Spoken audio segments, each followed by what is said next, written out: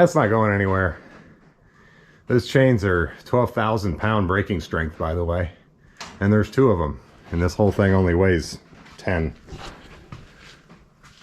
Hey there, welcome back to Farmcraft. I'm John. This is a John Deere 1010 that I tried to get running recently and failed miserably.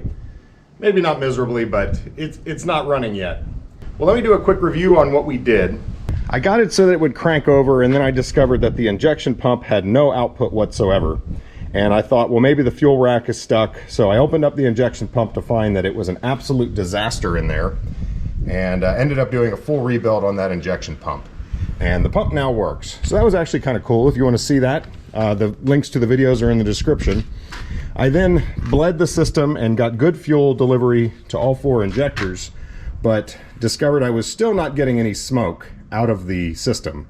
Now, even if the injection pump was out of time, you should still get smoke, because if I'm spraying atomized fuel into those cylinders right before the exhaust stroke, you'll see it come out of the stack. And I got nothing coming out of the stack. So I know that all the injectors are clogged. But that doesn't really matter. Even with starting fluid, the thing wouldn't pop off. So, you know, that told me you need to check the compression on this thing, because if you got starting fluid, one, you've got fuel, and the other big variable then is, do you have compression? So I checked the compression to discover that I had basically around 200 to, one cylinder was 280, the rest were all 240 or less. And that's too low for a diesel to run. I did a wet test and they all came up, and you know, generally that means you have a problem with your rings sealing against the bore. So you either have scratched bores or you have worn out rings. So in my view, that was sort of the death cry of the machine. It needs an engine rebuild because that compression's not going to get better. But a bunch of you disagreed with my assessment. You felt that if I could get this thing running, the compression would improve. I'm a jack of all trades. I'm certainly no expert in this, and I think a lot of you guys know more about this than I do. So I think you're probably right. You know, I think those rings, it would be ridiculous to think that all 4 cylinders have completely stuck rings, but maybe they're just a little tight. They need to heat cycle and loosen up a little bit. Same with the valves. The valves that had been sitting for years open might have a little rust on the seat, and if you can get them hammering away at running speeds, those will seal up better, and you might get better compression. There's enough of you that had some really good ideas that I think I need to revisit this old girl and see if we can't get her to pop off. I agree it's very close. If I can get that compression up just a little bit, I think we can make her run. Some of the cool ideas that you came up with, one I should have thought of, is just put 24 volts to the starter and spin it faster, because obviously if you got higher RPM, you're going to get better compression. And that may have made a pretty good difference. And I will do that if we get to that point, but there's a couple things I want to do first. Another thing that I had actually thought about doing, but honestly it seemed kind of ridiculous, but maybe it wasn't. So many of you said, tow it with another machine and basically pull start it. You know, if the transmission's working, you can actually crank the engine very fast with the tracks, much faster and stronger than you can with the starter. And if you do it long enough, you're actually going to build up heat in the block and probably get it running. And I think that's a pretty awesome idea. Just pull start the darn thing. I did definitely want to check the valve lash. The problem with this thing is the valve cover is up here and the fuel tank is right on top. So you have to do a lot of disassembly just to get to the engine and start working on it. So that's why I've pulled it into my working bay. I'm going to take the radiator off, the front off, the fuel tank off, so I can really get to this engine. But the first thing I'm going to do is I'm going to pull these injectors. We are going to borescope the cylinders. We're going to take a look at the cylinder walls. If they look horrible, well, that's not going to be good. But I still have a good plan for this video. If they look reasonable, I need to get these injectors opened up. So I'm going to get to work on cleaning them out and get those spraying a good fuel pattern. So let's pull these injectors.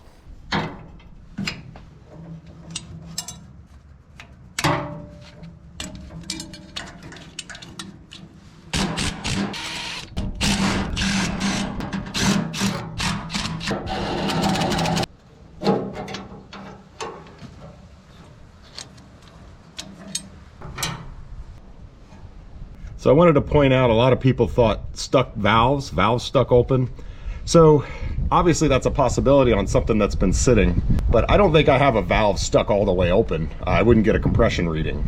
You know, this glow plug hole is only that big. Certainly that's as much air travel as a valve being stuck open. And you hear what it sounds like when you crank it over like this.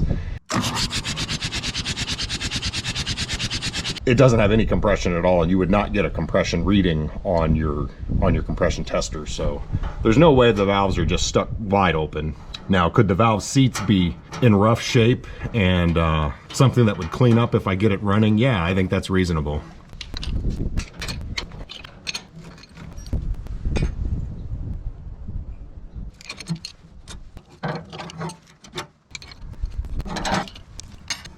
Now, I'd really like to put this injector back on here and check for a spray pattern, but I'd really have to bend all these lines a lot, and I'm afraid I'm going to break a line, and it's just not worth that, because I'm going to be taking that off in a little while anyway. But for right now, I'm going to go ahead and get these things soaking in some carb cleaner to try to start getting some of that carbon out of there.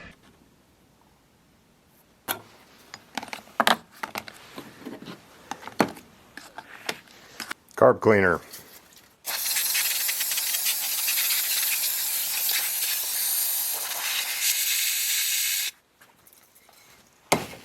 More carb cleaner. We are recording. So let's go down into cylinder 1.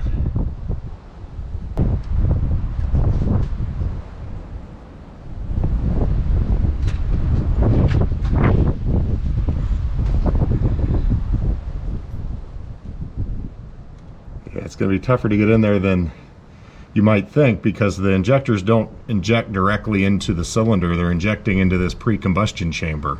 Let's see if we can snake through it.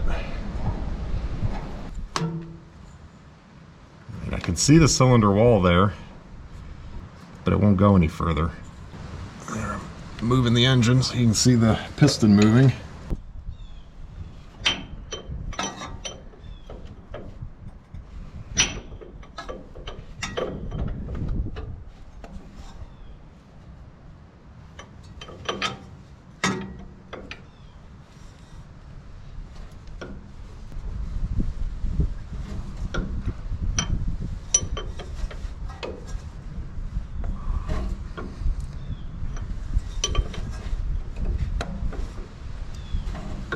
Alright, that's all the way down right there. Wish I could get in there and really look around. I tried to look at the other 3 cylinders as well with similar inconclusive results. You know, I have another scope. Let's give that a try. Yeah, I'm not hopeful that's going to be able to do it either. But this one has the side cameras on it. If I can just get it to get down in there. So I guess I just take that off, and that gets me into the pre-combustion chamber. And then should be able to get down into that cylinder.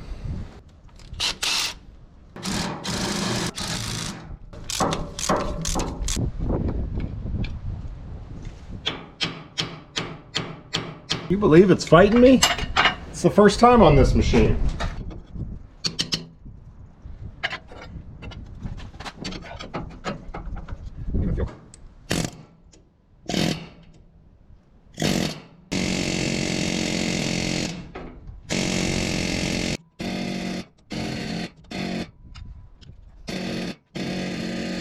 About 2 cold chisels.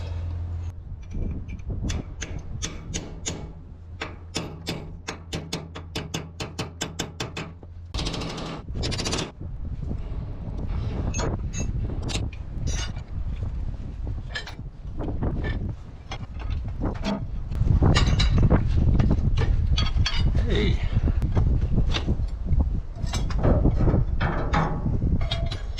So the outside of this is blocked off from the cylinder. This outside area communicates with the coolant passages. And that's why it looks so crappy. So that's okay. That is one side of the pre-combustion chamber. And that is the other side.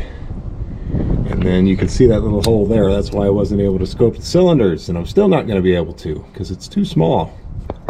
It's a very small hole. But maybe I can at least get a better look. So pre-combustion chamber. Now I'm looking up in that passage. This is the coolant passage here. So that's going around like valve guides, and so it's going to look all junky, but when the pre-combustion chamber is in, it doesn't have access to the cylinder. That hole is just barely not big enough for this camera. So there's no scope in these cylinders. So here's the best view of the wall I was able to get, but it's really hard to tell the condition. Some of that in there is oil, or is it all scratched up? I can't tell.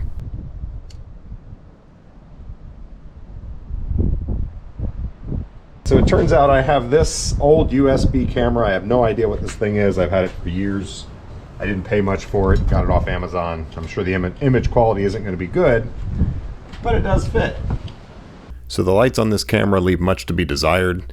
This was the best footage that I could get with it, and the laptop was sitting right in the sun, so I could not see the screen. I had no idea what I was looking at as I was doing this. I thought the piston was at top dead center, so I rotated the engine to bring the piston down. Turns out I was bringing the piston up, so you're about to see the last images that this camera will ever shoot.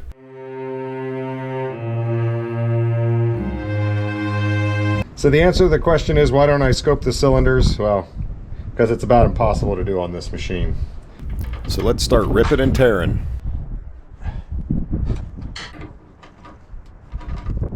She's gonna fight.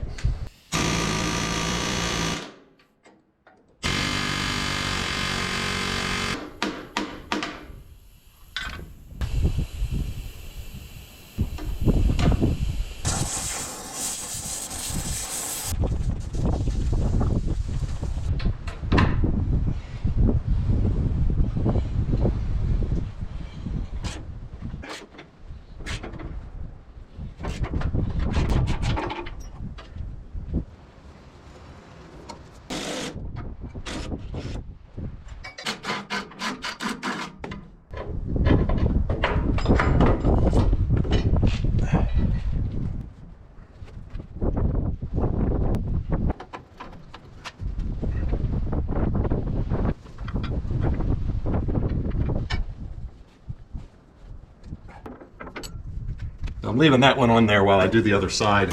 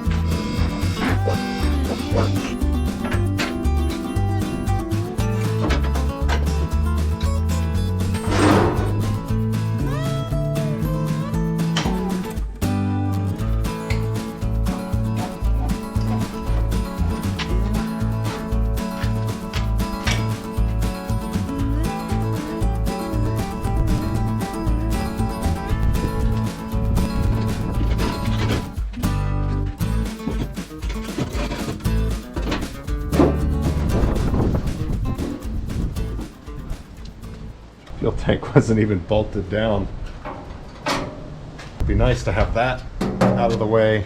And this. I'm going to take the radiator off too. Let's get to this darn engine so we can see what's going on.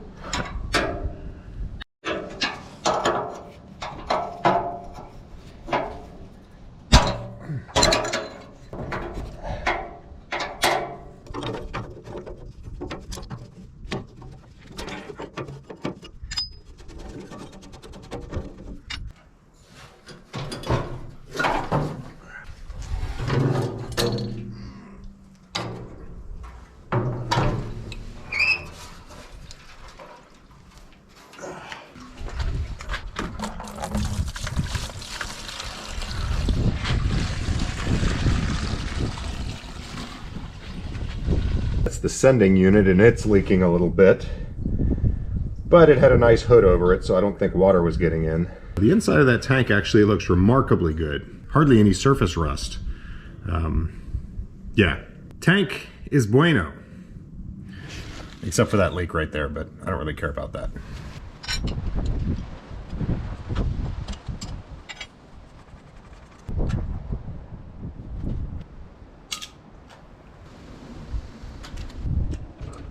I'm going to go ahead and put this back.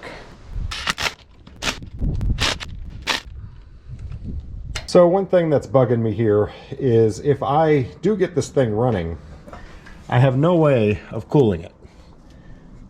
That's a specialty hose. I mean, I could probably go find the hose, but the water pump won't spin. It's totally locked up.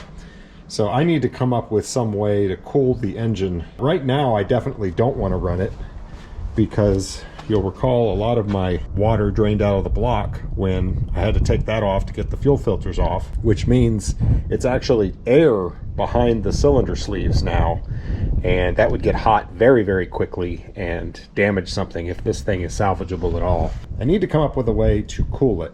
What I'm actually thinking, running water directly through the block using my garden hose pressure and just letting it dump, because trying to get this serviceable at this point is just not worth the effort, because this thing still may end up being an autopsy.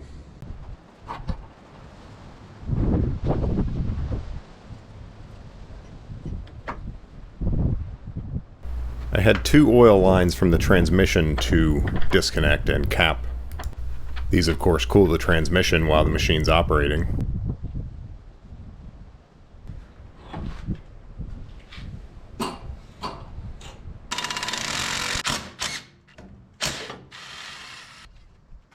I think the next thing I want to do is get those injectors so they're actually functioning.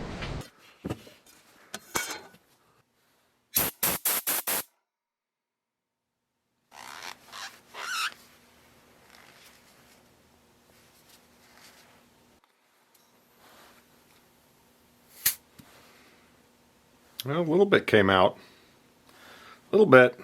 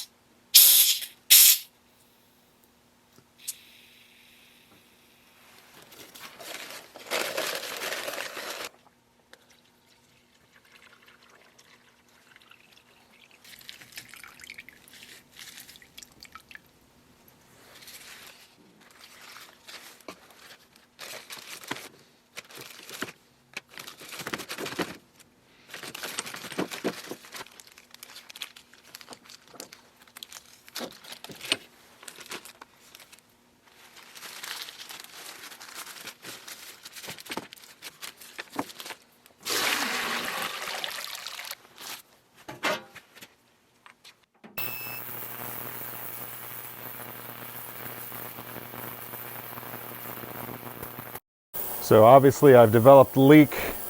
The carb cleaner is going to basically boil off. Yeah, I knew it was limited time that this would work. It would probably be fine to put it in with the with water, but I think the carb cleaner is going to help get in there and really break up the carbon deposits or whatever's in there that's blocking it up.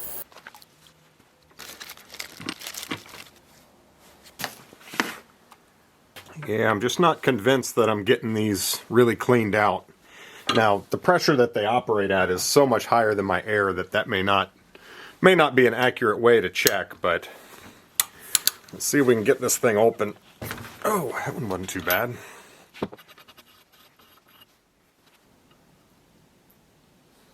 So this part is really just a tube.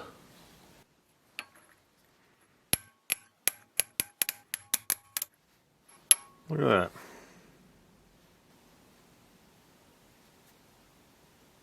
All of them were wide open here, and it's just the head here that has now been soaked in carb cleaner and then also ultrasounded. Well, now I've taken it apart and I've filled it with carb cleaner, so we're getting it from the inside too. And I'm just going to cover each of them so it doesn't all just evaporate. And then tomorrow we will blow it out and flush it out again and put them back together and see how they do.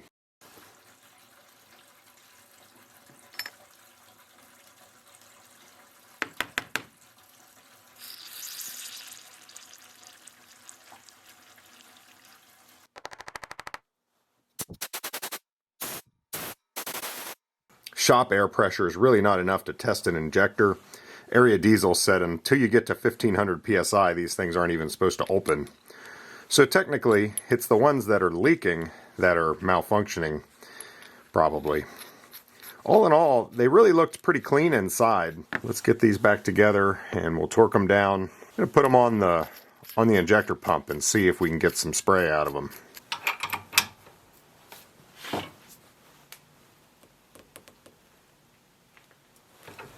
Click. Put some clean diesel in here. There was a lot of comments about me not addressing the fuel tank before trying to run the pump. The way this thing goes is the fuel goes into the filters, straight through the filters and then to the pump. And I blew out the lines between the filters and the pump, and I checked the filter housing. It wasn't bad. So yeah, I don't see that as an issue. Now that I've taken the fuel tank off, it's definitely not an issue. Just the tank actually is the best looking thing on this machine. There's 2 supply lines and 1 return line. Now I could just return into a different container, but if I just use 1 supply, I've got to plug the other one and I don't have a plug for it. So basically it's the easiest to use the tank. So pump is getting fuel. I can now crank it and bleed fuel through the injector pump.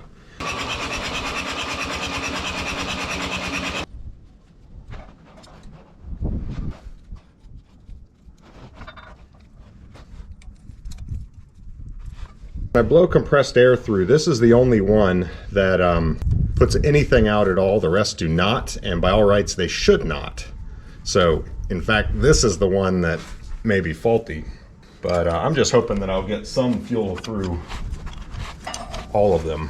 Alright, I've got cardboard propped up in front of all of them, so hopefully we'll be able to see this. I don't expect them to inject immediately because there's air in them still, but let's see what we get.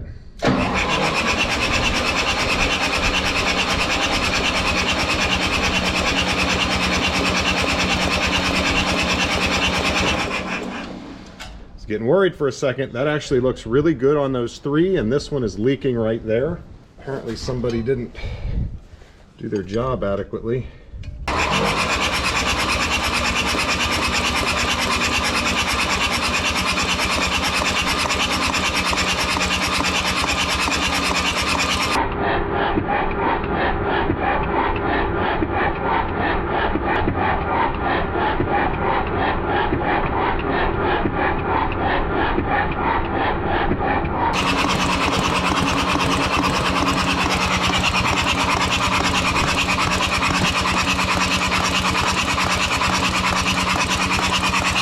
These 2 look pretty good. I think that's the best. And that's the one that had a little bit of air that went through it with my compressed air. Go figure.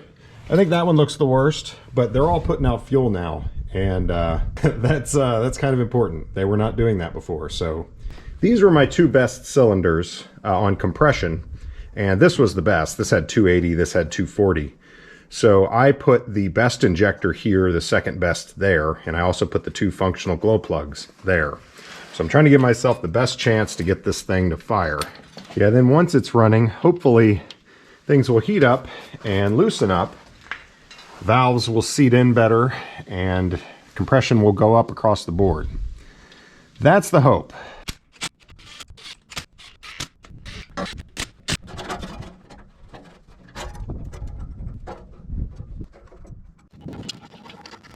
Now we're going to bleed it to this point.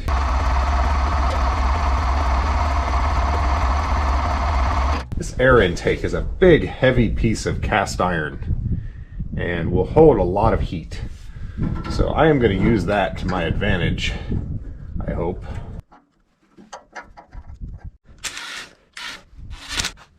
And yeah, now that I look at it, I probably should have gone ahead and looked at the valves while I had this thing apart, but I don't know. I'm just trying to get it running. Didn't really want to open up that can of worms if I didn't have to. It looks like it's a pretty dirty and goofy way that valve cover goes on, and I'm not sure that I'd be able to seal it up well after pulling it. So we'll do this, but if we need to go on and open that up, we will. Now before I start this thing, I really would like to try and get water in the block. That's what was in the block. That's a 1/4 NPT. So this is 1/4 NPT. I've got a coupler there that brings it up to 1/2. And this is a 1/2 to a garden hose. So what I need is a coupler, and I don't have one. So I think you see where this is going. I do have this piece of aluminum that actually came from aluminum cans. This thing isn't going to be holding the high pressure or anything. I don't have a piece of brass like big enough for this. So let's make a coupler.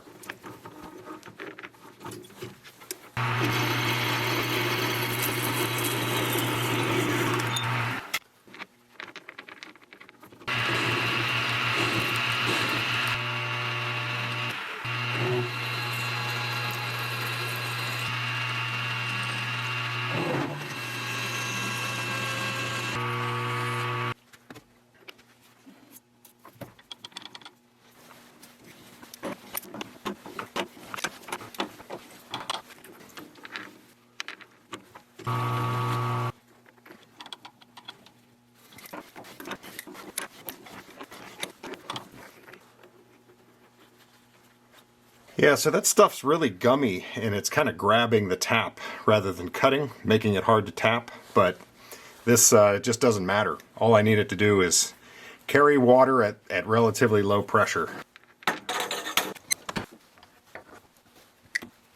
That will screw into the block and that will screw to a garden hose. Oh, you turkey. You believe that? So close. She's fighting. If I screw it on the other way so that this comes back, that hits there. So I had to flip it backwards. Well, now the handle hits the block. Okay. So now I need to get water in there. That shouldn't be that hard. Shouldn't be that hard. I got an old piece of garden hose. It goes to the traditional hose fitting. And the other end, I think I can just cram onto that.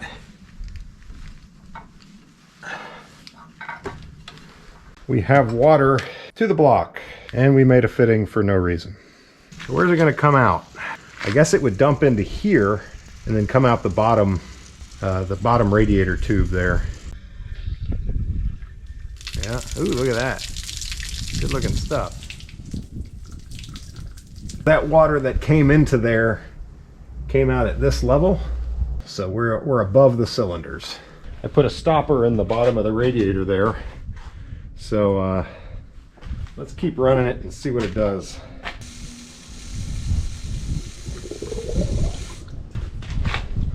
Well, that's not good. I was worried about that. Taking that pre-combustion chamber out of there and losing the seal. The question is, does it have access to the combustion chamber, or is it just going to leak here? I can see water there, so we are good. There's certainly enough water in there to run it without any concerns. What I'm going to do first, I would like to try to do it without the starting fluid. I'm going to heat up this intake really hot so that all the air going in there is preheated. And we know we have fuel going to the cylinders now. And let's see what this thing does. What I really want to see is exhaust, smoke coming out of that exhaust.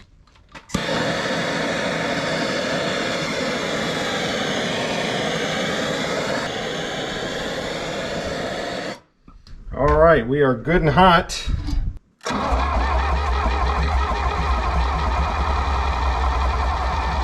Nothing.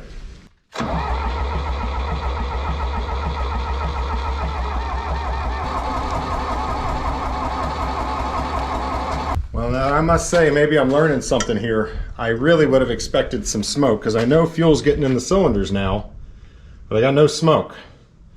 So maybe we need to flip that injection pump around 180 degrees, see what that does. Let's see what we get with a little starting fluid.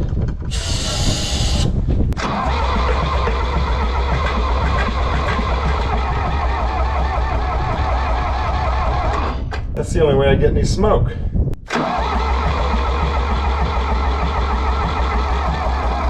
So that's the thing. If the injector pump is out of timing, yes, that's a problem, obviously. But I think you should still get smoke out of the exhaust, although I'm starting to doubt that now. But when you spray starting fluid in there, the timing no longer becomes an issue. When it compresses, it's going to explode. It should fire. The fuel issue has been solved with that, or at least in theory.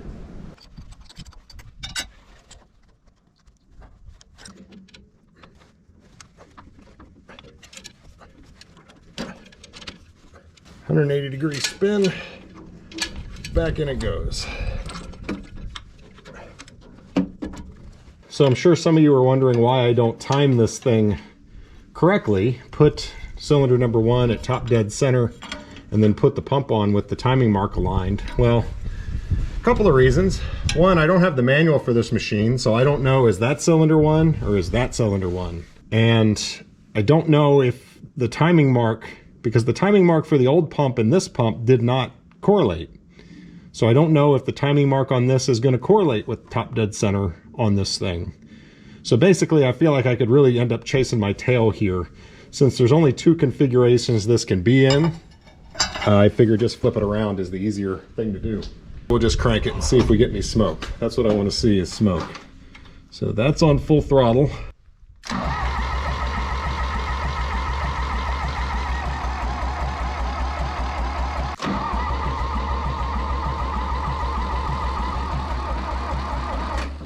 I would say no different. Man, I don't get that at all. Okay, let me show you what I've done now. So I put a second battery back here, and they are wired in series. Now I'm doing the solenoid here because I don't want to send 24 volts to that solenoid. There's no need for that, and it's likely to burn it up. Of course, this is likely to burn the starter up anyway, but what do I have to lose here? So we're going to crank it much faster. I'd like to see some smoke come out of that exhaust.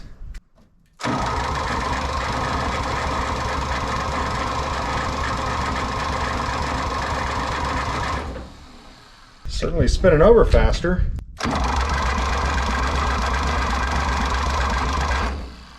Doesn't sound good either. Ooh, and the starter's smoking. Well, before that starter dies, let's hit it with some starting fluid and see if this thing will pop off spinning this fast. It certainly should.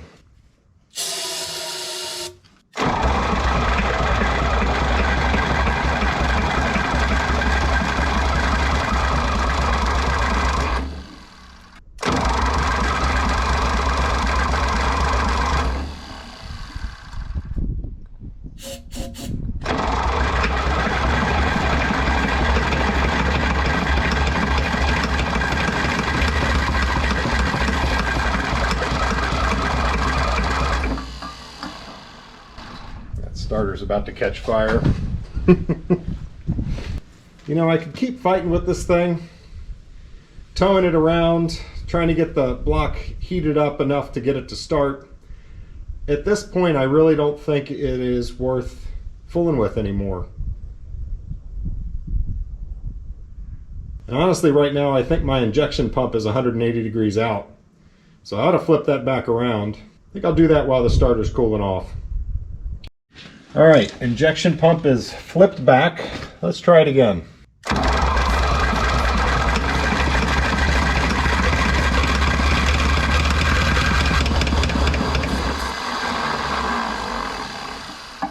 That thing almost ran. Holy crap.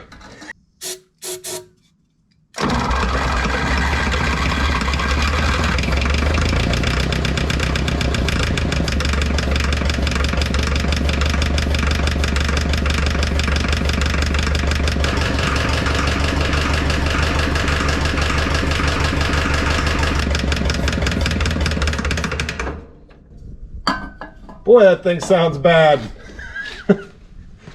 I know the injectors are squirting. I think I just don't have enough compression. Let's heat up this intake.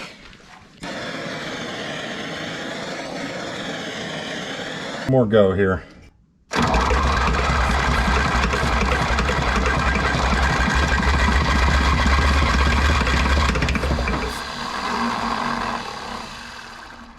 I mean, it's totally running off the starting fluid. It's got fresh diesel. I know the injectors are squirting. I have to conclude that the diesel is just not combusting because of low compression. Okay, all right. I think what I need to do now is pull that tank back off and pull the valve cover. To disassemble so much on this thing just to get to the valve cover. Pretty stupid.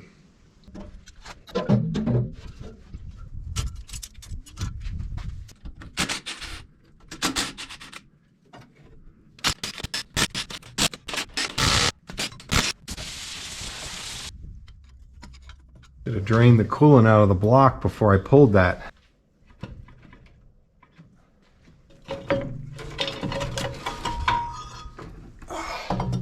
Just getting rid of the coolant that spilled in there.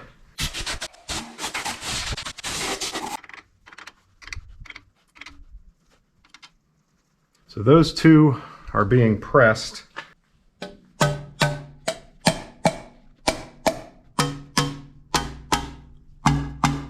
They all seem loose. Now I have no idea what these clearances should be, but I would guess somewhere around 20. That's 20. That fits very easily. It could be 30. Yeah, 35 will not fit. Oh, no, 30 fits there. Not there. Yes, yes. So yeah, they're between 30 and 35 thousandths. So I'll try to look up and see what that's supposed to be, but I don't think that would make it not run. Got the starter back on 12 volts. I just want to see what this does.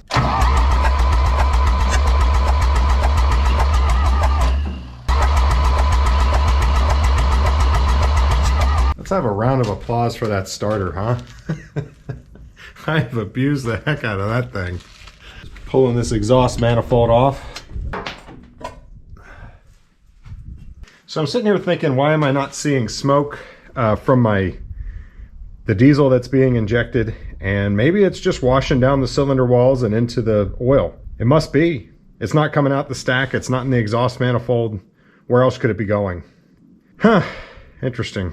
So when your compression is low enough that the diesel just really doesn't combust, you're not going to see smoke. At least that's what it seems like to me. I'm not sure. Just kind of thinking out loud here. So I looked up the spec, and actually the intakes are supposed to be 12 and the exhaust is supposed to be 18. So when they're too loose like this, that means that the push rods don't actuate the valves for that additional amount of travel that is in your clearance. In other words, it's 30 thousandths instead of 12. The push rod has to travel an additional, what would that be, 18 thousandths before the valve even starts opening.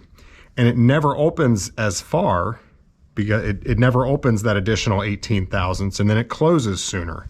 So typically when your valves are too loose, unless they're crazy off, it just amounts to less power because you're getting less air in, you're getting less time to exhaust. Usually it's not going to prevent the thing from running, but I'm really close here. This thing doesn't have a whole lot of reserve to work with, so getting this right might be a good thing. This is an intake valve, so let me see what it is. Wow, 32 fits in there easily. Yeah, it is 35. I've got a little bit of drag there. Yeah, actually that's maybe even a touch loose at 35. That is supposed to be 12. That's a big difference. So we crack this loose.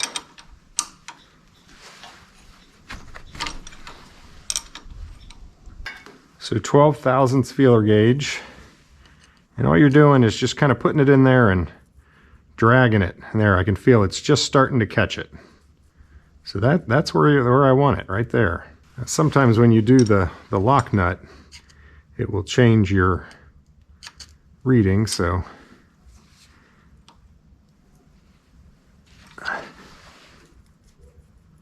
Oh, a little bit loose.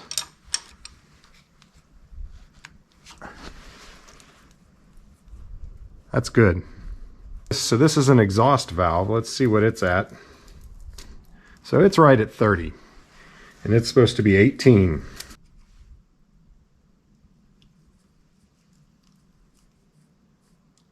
That's good right there.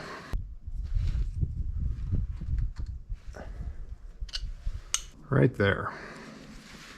Okay, so I'm going to go around and do that to all the valves. Once I've got all the ones that are loose, I will turn it so that I can see the camshafts no longer pushing on those two. Get those loose, and then I'll do those. So it's exhaust, 2 intakes, 2 exhaust, 2 intakes, exhaust. I'll bring you back. All the valves are adjusted. They are correct, and you know, none of them are stuck. So I think, you know, other than like pulling the head and actually doing a valve job, lapping the seats, at this point I've done everything with the valves that I can do. So I'm going to put that back together. It's getting late. I'm not sure we're going to be doing too much more today, but we definitely made progress. See what tomorrow brings.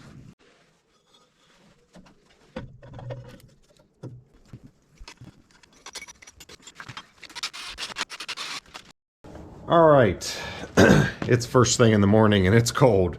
I had a couple of thoughts overnight and not quite ready to put this valve cover on. I'm actually going to spend the morning doing a couple of things. One is I'm going to make absolutely positive that the pump is in time. With the valves off, I can actually determine where the cylinders are in their cycle. So I did determine number one is the front cylinder. That's the typical way to number the cylinders. Now, if you have like a V8 and you've got two cylinders towards the front, well, then you're going to have to look at your book and to see how they wanted to identify them. But on almost all engines, the front cylinder, when they're in line like this, is going to be number one. So I need number one at top dead center of the compression stroke, and that's when the pump marks should be lining up. The other thing I want to do is do some leak down testing. I don't have a leak down tester. That is basically you charge each cylinder with compressed air when it's at top dead center on the compression stroke. We'll get into all that. And you've got two gauges. One is your incoming air and one is the pressure in the cylinder. And you can compare the two readings and you get a leak down percentage. But what I'm going to do is I'm going to charge each cylinder with air. I don't have those two gauges to get a percentage. I don't really care what the percentage is. I want to know where the leakage is. So if I charge the cylinder with air and I hear it coming out of the intake, well, then I know it's the intake valve. If it's the exhaust, it's the exhaust valve. If I pull the oil stick and it's coming out of the crankcase, well, then it's the rings. And if it's coming out of here, or the coolant system, well, then it's the head gasket. So basically, I can look at each cylinder and determine where's the leakage. Really, where the leakage is coming from is the most important thing. Which brings me to what I messed up yesterday. Taking that off, and that is now leaking. I don't think it's getting into the cylinder, but it certainly could be. So I'm going to pop that back off of there, and we're going to put some sealant in there to try to help with that. So I'm going to do that first, and then we're going to time the pump, and then we're going to do leak down. So this is really kind of getting to the guts of the problem with this engine. Then we're going to see if we can make the darn thing run.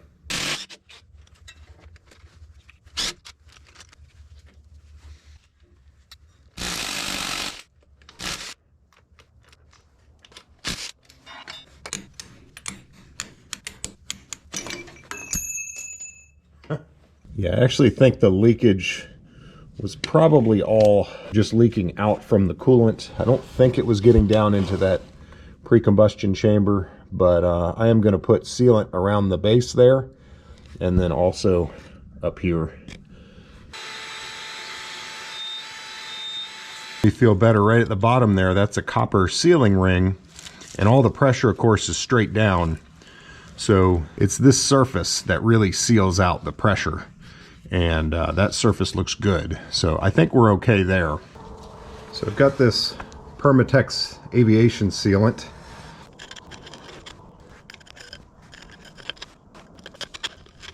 Now you're here. Go right back in there.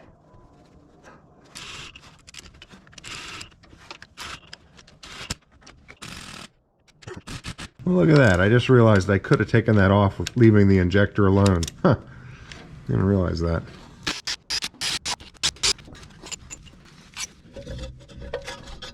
I'm going to turn this engine over. That's cylinder one. That's the intake. That's the exhaust. So we are going to find its top dead center. All right, so I am turning it. Okay, that's the exhaust. We'll just keep going. This is the proper direction of engine rotation. So now the exhaust is closing, and then we should get intake. All right, so cylinder should be going down, and we are drawing air into the cylinder. right, it's closing. So we should now be coming up. So this is our compression stroke. And I'm still turning it over a little bit, but you're not going to see anything on the valves because both valves are closed during the compression stroke. So now we need to get it at top dead center. And the way we do that, I will show you, is over here on the flywheel. There is a little viewing port there. And actually I'm really close. Right there, it says DC, dead center. And that is the flywheel back behind this bell housing that we're looking at. Just seeing that doesn't tell you, are you on the compression stroke or the exhaust stroke? But we know, because we looked at the valves, that this is the compression stroke. So the engine is at top dead center. So how's our timing on our pump? No timing mark. Wow.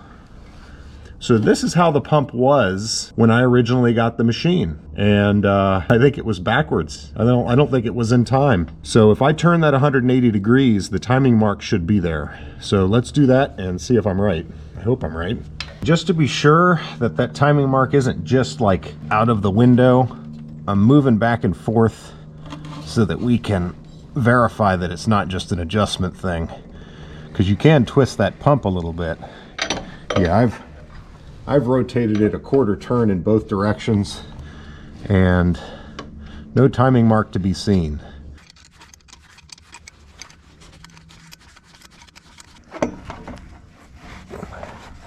We should have a timing mark come into view. So I'm not looking at the mark, I'm looking at the shaft to make sure I get 180, which is right about there.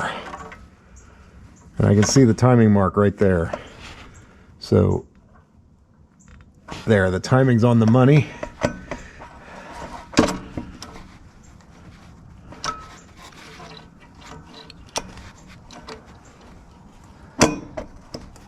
And there, it just dropped into the shaft. And that's right where I want to bolt it down. I've got the flywheel exactly at top dead center, and the pump is right on top dead center. Okay, finally, I know for sure that the injection pump is in time. If it wasn't so darn hard to pull the valve cover off of this thing, I would have done that a long time ago. Okay, job 2 is done. Now I want to do leak down tests. First, I need a way to put compressed air into the cylinders. Got another bushing to make. Air fittings, almost all of them are 1/4 NPT, that's National Pipe Thread. I have tons of them, there's no sense in me trying to machine this. Basically, I need a 1/4 NPT thread, male, and then I can just screw that on. This is what screws into the glow plug. That's a 9/16 18 thread. This is the adapter I made before, but that goes to an M10. I'd have to make an adapter to go from M10 to this. I might as well just leave this alone, and I'm going to make 9/16 18 on one side, and then a 1/4 where this is will be a 1/4 NPT male. So basically that's the adapter I need to make. Whenever I'm making something like this so I don't screw up, I write down my dimensions. The 1/4 NPT side, and then this is the 9/16 side, needs to be 533 thousandths. Let's just get close to it, it'll be fine.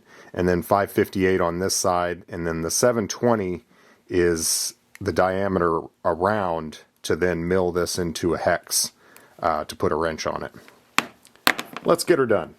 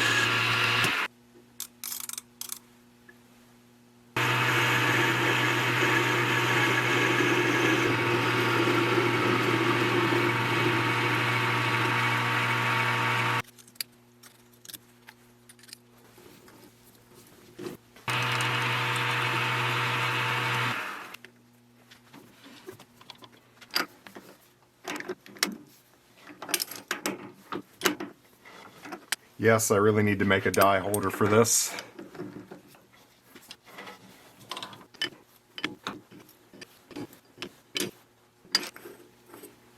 Let's go ahead and put a hex on that, and then we'll hold that in the vise and finish that out.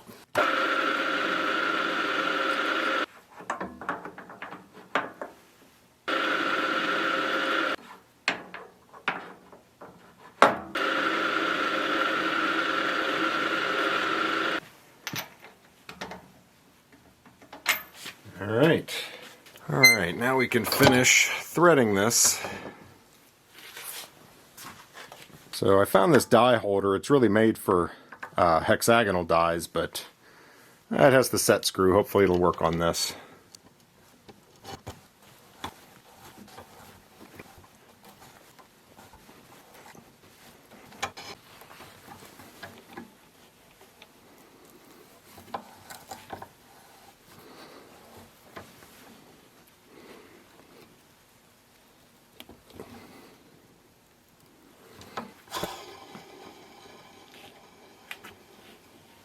So the question is, does that thread on there?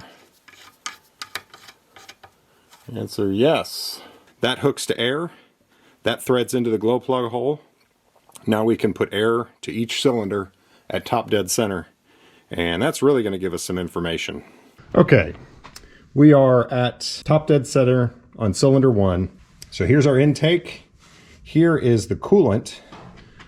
Here is the exhaust. So basically, intake valve leaking if air is coming out there, head gasket leaking if it's coming out there, exhaust valve leaking if it's coming out there, and rings and bore leaking if it's coming out there. That's the crankcase, the oil fill.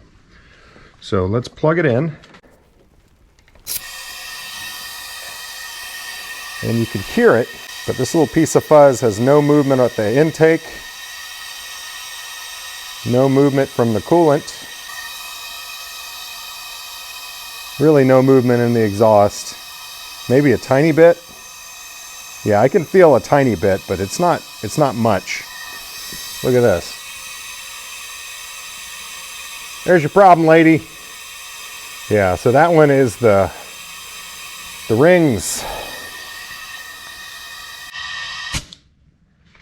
So that one is definitely either the piston, the cylinder walls, and or the rings. Let's rotate now and we'll get, I'm not sure what the firing order is on this thing, but we'll see which cylinder comes to top dead center next. So the intake valve is just now finishing. So we are at the bottom.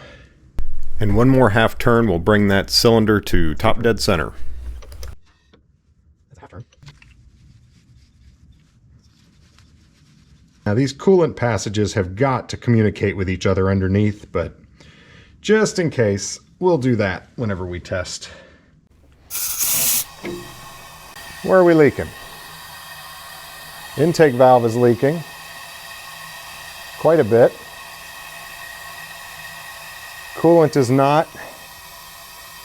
Exhaust is not. Crankcase is leaking a fair amount. Yeah, most of it's the crankcase.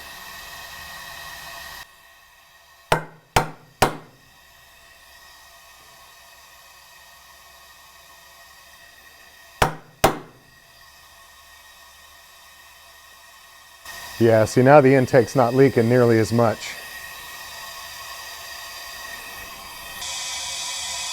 See that?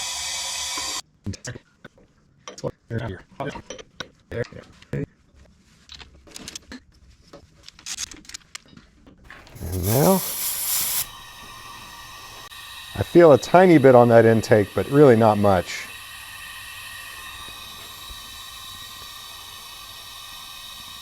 Exhaust, nothing. Yeah, it's the rings as well. It's definitely less than the other cylinders I've tested so far, and that's interesting. This is the one that had the best compression. It's all kind of fitting what I expected, but I'm happy I'm doing this. This is a very powerful thing to diagnose what's going on with an engine.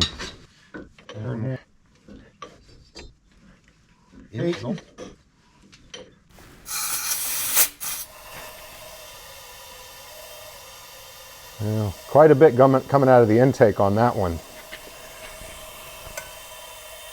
A little bit on the exhaust. Nothing on the coolant. There you can see the intake. Very little on the exhaust.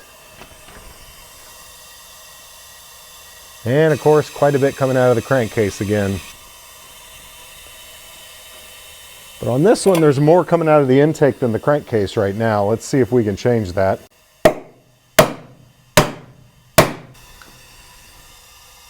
Yeah, that's a lot better. See that? All right, so what did we learn? Couple leaky valves, but they seem to change with slapping, so that would probably get better if I could get this thing running. And it's going to be variable every time the valve closes. So here's what I'm thinking. We now know that we have the injection pump in time. I'm going to put the valve cover back on. We're going to put a little oil in all 4 of them. We're going to crank it over so we don't hydrolock. We're going to put everything back together. I got to put the fuel tank back on to supply it fuel. And then I'm going to heat up the block. I'm going to use torches, and I'm just going to get the whole block up to like 200 degrees and get the intake good and hot. And then we're going to start this thing and see if it'll run. What do you think? There's no torque spec on these things, so we're just going to do what feels right. They're 5/16 bolts, so somewhere around 20 foot-pounds.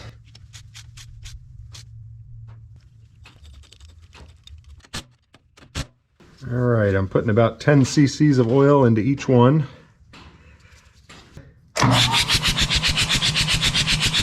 All right, I'm gonna get this all put right back together. It's nice that it's that quick. I've got this magnetic heater that I'm going to put on the oil pan, and we'll let that heat up for a little bit. The block heater has been on there for about an hour. I just had lunch, and I'm just going to go around and we're going to sort of gently, evenly heat up the whole block. I'd like to get it up at least 150.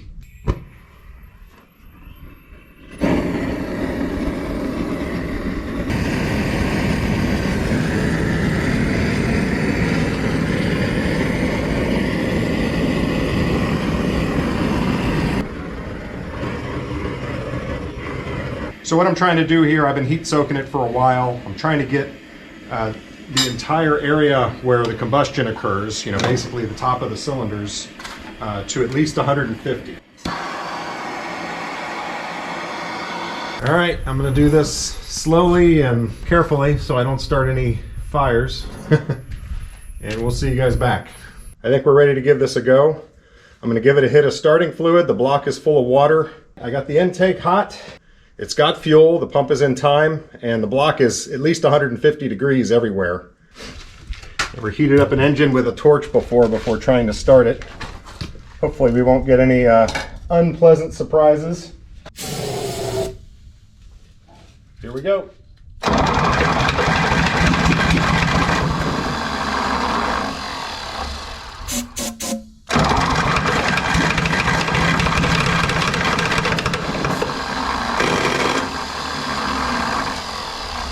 Really wish I could be over there seeing which cylinders are smoking.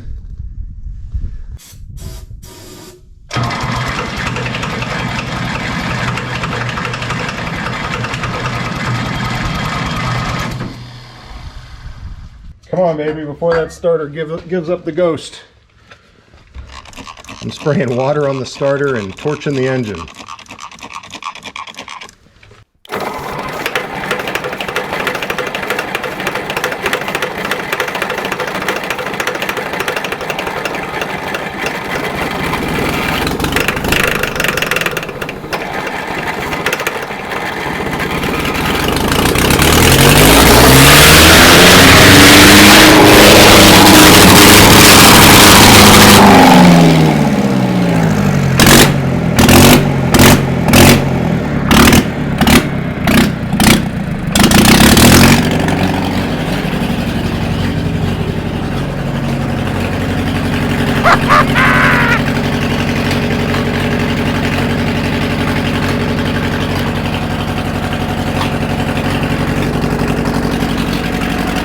Holy what are we running on one cylinder? What is that?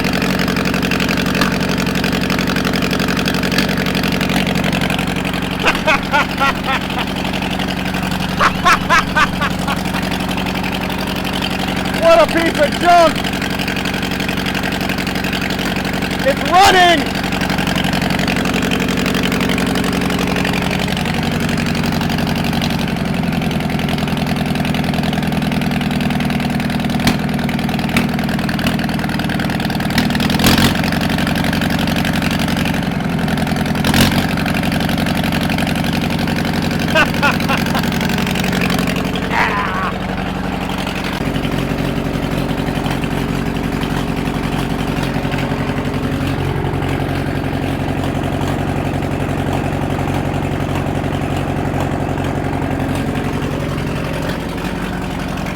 How's that for some blow by? I don't know if you guys can see that. That's a lot of blow by.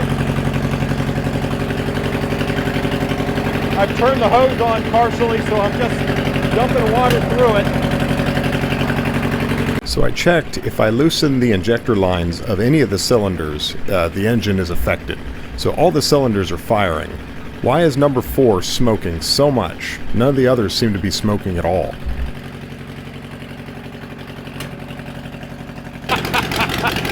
Look at that!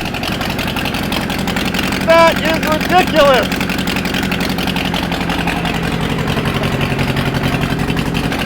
So I turned that down quite a bit because I want it to get good and hot. Not too hot, but good and hot.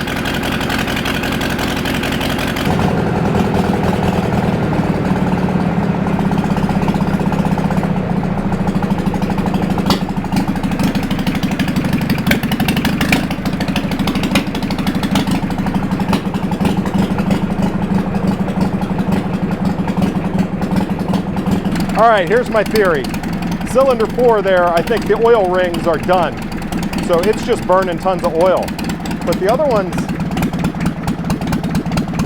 yeah, I mean, they're all burning. Uh-oh. We let it stall.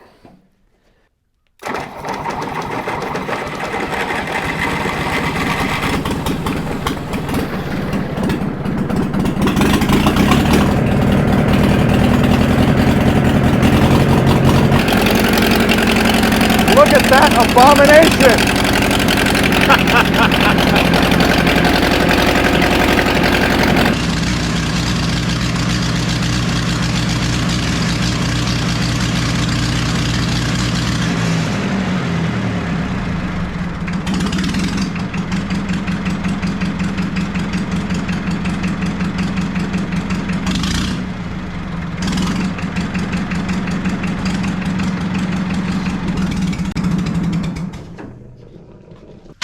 Well, there you go, guys. That thing ran because of you guys. I had given up on it, and I got enough encouraging comments and good ideas to keep rolling with it. And I have to say, you know, even though it smokes a lot, it's all coming from cylinder 4, and it actually didn't run that bad.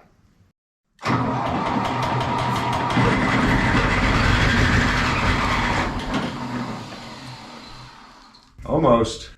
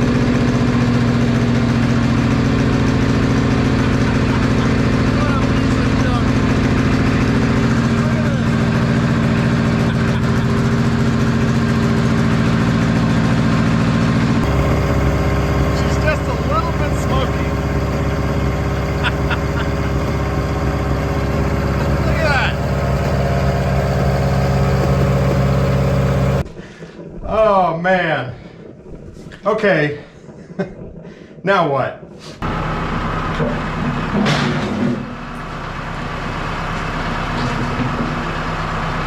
Well, I wish the clapped out old thing had some kind of cooling system on it so that I could drive it around without worrying about overheating right away. But